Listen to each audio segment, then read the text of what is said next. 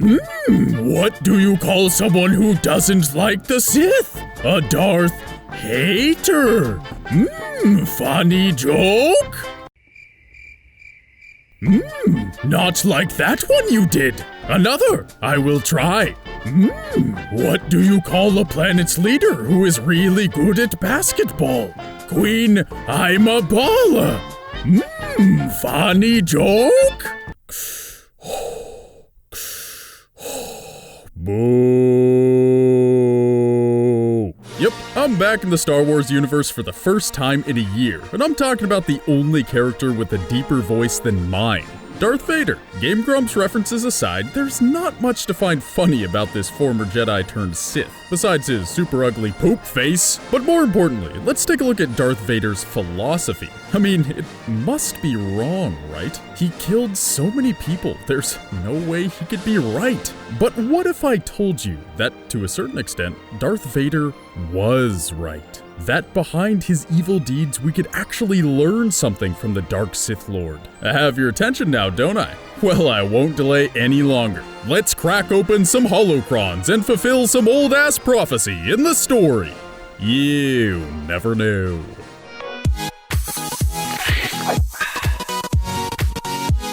To start off, let's take a look at young Anakin's life, who, by the way, becomes Darth Vader. You knew that, right? You wouldn't click on this video if you didn't know that. Yeah? Okay, cool. You know what that means? We have to dive into the prequel trilogy.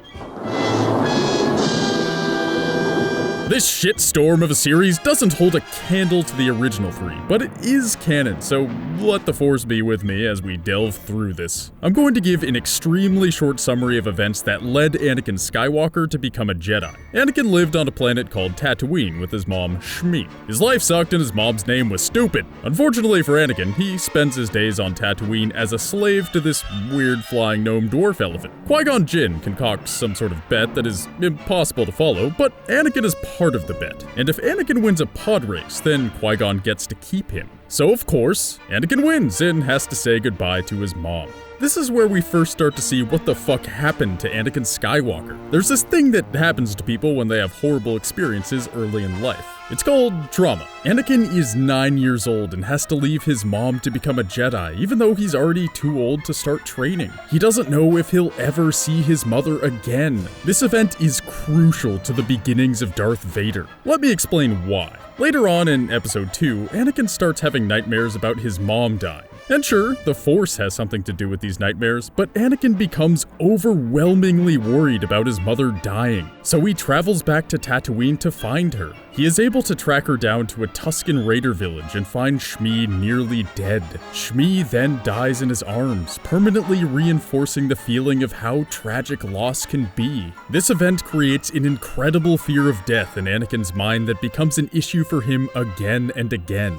After Anakin falls in love with Padme, they get married and do all the shit Jedis aren't supposed to do. I'm talking about sex stuff. Anakin becomes terrified of Padme dying. He doesn't want to deal with the same feelings of loss he went through with his mother. This fear is supplemented by dreams of Padme dying in childbirth. Anakin goes to Yoda to seek counsel, and Yoda responds with this epic line. The fear of loss is a path to the dark side. Rejoice for those around you who transform into the Force. Mourn them do not. Miss them do not. Attachment leads to jealousy. The shadow of greed, that is. I'll leave the second part of that quote for later, but for now, let's focus on the fact that Yoda, the Jedi of all Jedis, is warning Anakin that fear of loss is a path to the dark side.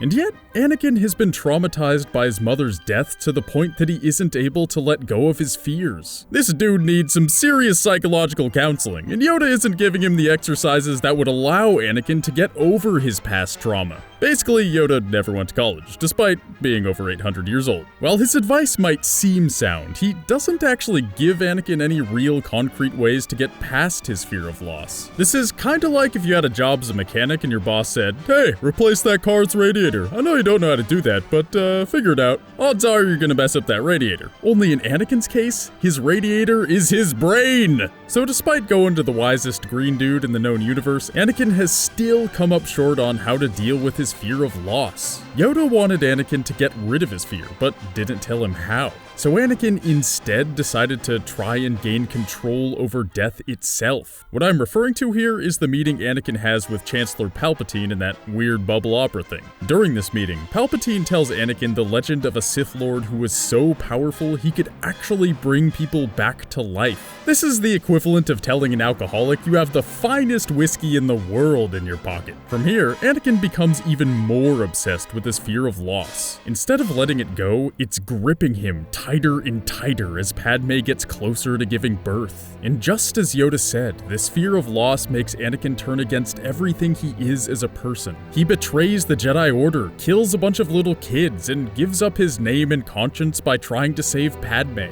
All this hate and anger stemmed from Anakin's fear of losing someone he loved. As Anakin transforms into Darth Vader, we see that fear turn into anger and hatred, and Anakin uses that power to grow stronger while losing himself to the dark side. So we've quickly gone through Anakin/Darth Vader's life, and it seems like he fucked up pretty bad, nah? But what could we possibly learn from this misguided soul? Let's return to what Yoda said earlier. Rejoice for those around you who transform into the Force. Mourn them, do not. Miss them, do not.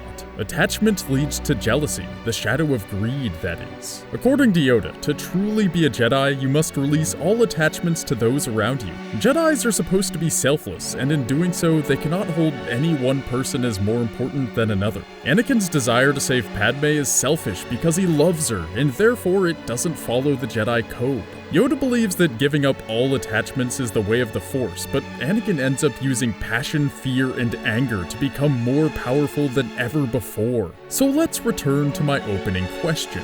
Was Darth Vader right? Is there something meaningful to be learned from the Sith Lords? In many cases, controlling your anger and channeling it to motivate and drive yourself can be effective. Let's start with the Star Wars universe. At the end of Return of the Jedi, Luke fights Darth Vader. During the fight, Luke gives into his rage against his father and the Empire and explodes in anger with devastating power. We see him change from technically proficient lightsaber dueling to completely losing his composure, bashing Vader over and over in his rage. Luke uses the power of his emotions to outduel his father, even though channeling hatred is completely against the teachings of Yoda. But wait, there's more. Remember, the Sith have been in control of the Empire for over 2 decades at this point. Not only are the Sith able to use their emotions to create massive amounts of Force power, they've also been able to continue their political dominance of the galaxy with it. That's a whole lot of getting shit done for something that isn't supposed to be very useful. The Sith Lords are also able to use the Force in ways that the Jedis can't. Creating lightning is just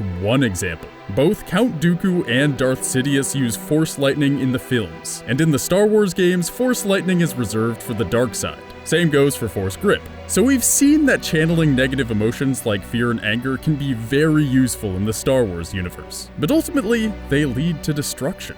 What about IRL? The sports world is probably the easiest example. Professional athletes like Michael Jordan and Reggie Miller purposely made themselves angry during games because it made them work harder and play better. Michael Jordan would goad the opposing team into trash-talking him because Jordan knew it would make him angry, and he could channel that anger to play better. Sure, he did that Hitler stash for a while, but he was still a really good basketball player. The same could be said for Reggie Miller. He famously trash-talked with Spike Lee at pretty much every Knicks game, and this only elevated his play. Pretty soon, Knicks fans wanted Spike to shut it because they knew Reggie would just use the anger to fuel his game. What this shows is that there really is power in harnessing your strongest emotions, even the negative ones. In the real world, using those negative emotions doesn't necessarily lead to destruction. It can lead to greatness. When it comes down to it, the teachings of the Sith and Jedi are simply a difference in philosophy. Their real-life equivalents are Western and Eastern. The path of the Jedi is heavily based off of Eastern religions like Buddhism and Taoism, while the Sith's focus on material wealth and power can be likened to Western ideals. So Yoda is basically a hardcore Buddhist monk, and the Jedis are selfless, want nothing, and need nothing. They have achieved mental perfection, and because of that, they can control the Force with their will to protect others. They can even achieve immortality as Force ghosts and chill with their Jedi buddies after death. But here's the thing, complete selflessness in the real world isn't a likely possibility. Humans are inherently selfish. Asking someone to not mourn a dead loved one or to choose another's child over their own is just too much. When someone dies, we do mourn them, and we do miss them,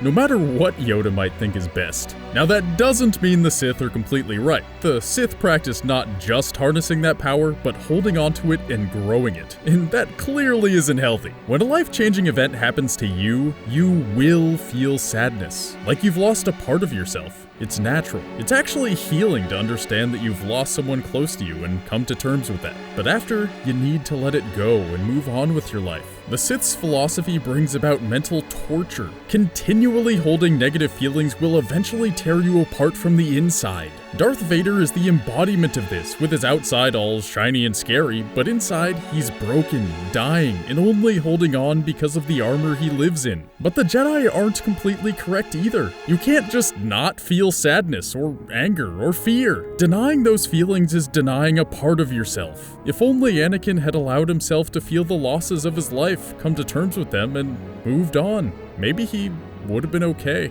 Anakin should have felt his pain when his mom died. There's nothing wrong with that, but holding on to that loss and fear until it controlled his life was Anakin's true error. So in the end, Darth Vader was right, but not really.